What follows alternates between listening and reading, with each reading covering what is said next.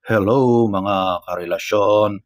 Isa na namang nakakaintrigang usapan ang ating pag-uusapan.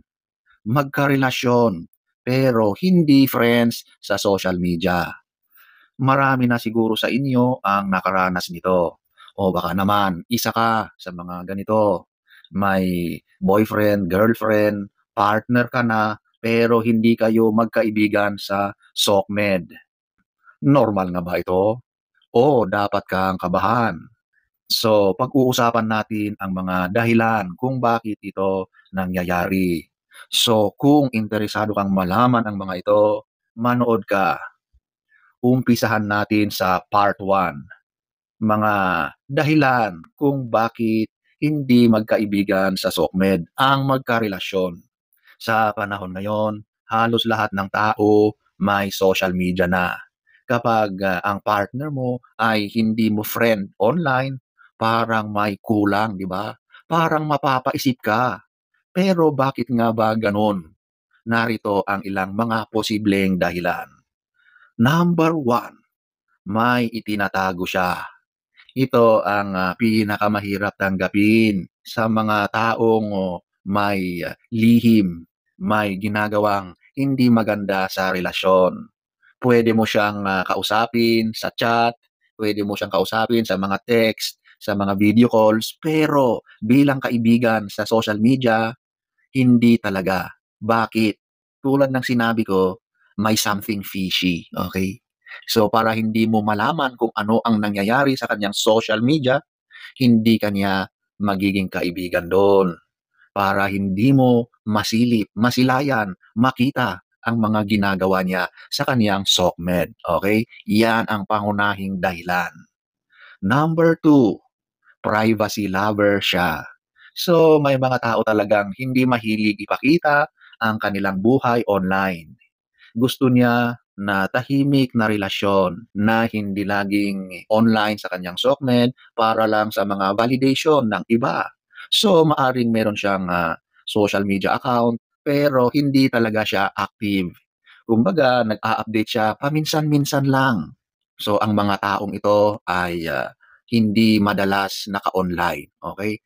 Number 3, ayaw niya ng mga away dahil sa mga posts, okay? Madalas ito na pinag-aawayan ang mga ipino-post ng bawat isa. Madalas pinagseselosan yan, lalo na kapag may ibang nagla-like, may nagko-comment, talagang maging dahilan ng pagselos ng kapareha.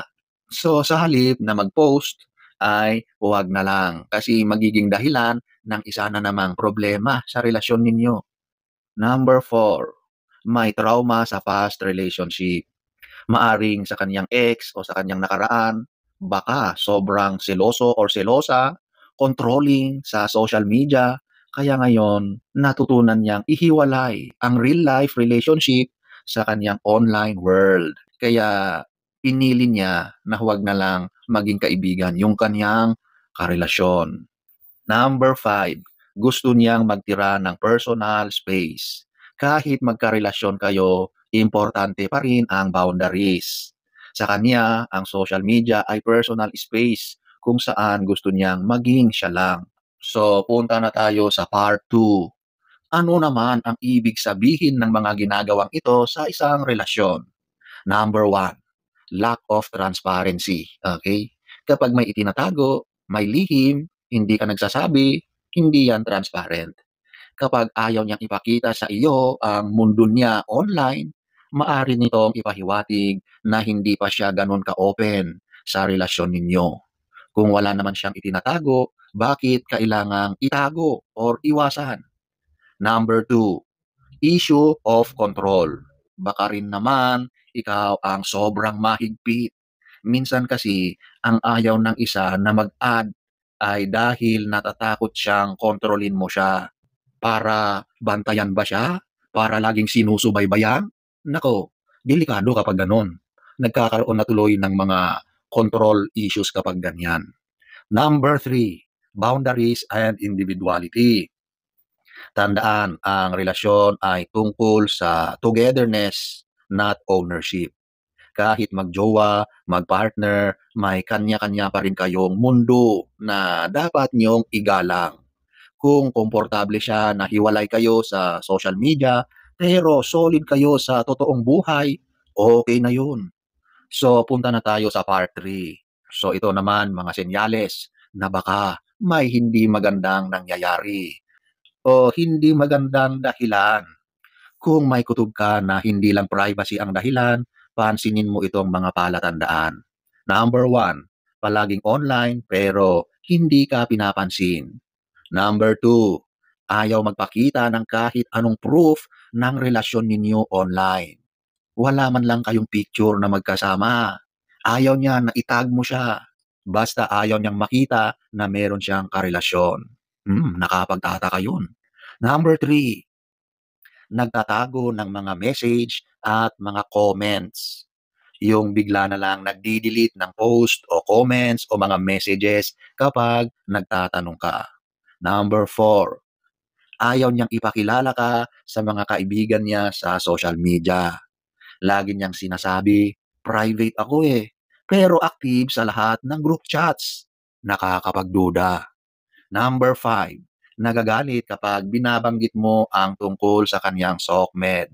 Kasi nga, alam niyang may kailangan siyang itago. Kung nararanasan mo yan, hindi mo kailangang makipag-away agad. Tandaan mo, ang tiwala ay hindi basta ibinibigay, kundi pinapatunayan yan. So, ito ang mga dapat mong gawin. Kausapin mo siya ng mahinahon. Tulad ng lagi kong sinasabi, lahat ay nakukuha sa mabuting usapan. I-check mo rin ang sarili mo. Baka naman ikaw ay sobra-sobrang seloso. Lahat ay pinagbabawal mo. Pag-usapan din ang mga boundaries. Mahalaga na meron kayong sinusunod na boundaries, okay? Para hindi kayo humahantong sa mga bagay na hindi dapat ginagawa. O kaya meron ng pagdududa o pagkawala ng tiwala. Kung paulit-ulit ang mga itong gawain, isa ng red flag yan. Okay? So sana ay nagustuhan nyo ang ating topic for today. Next story time. Don't forget to subscribe.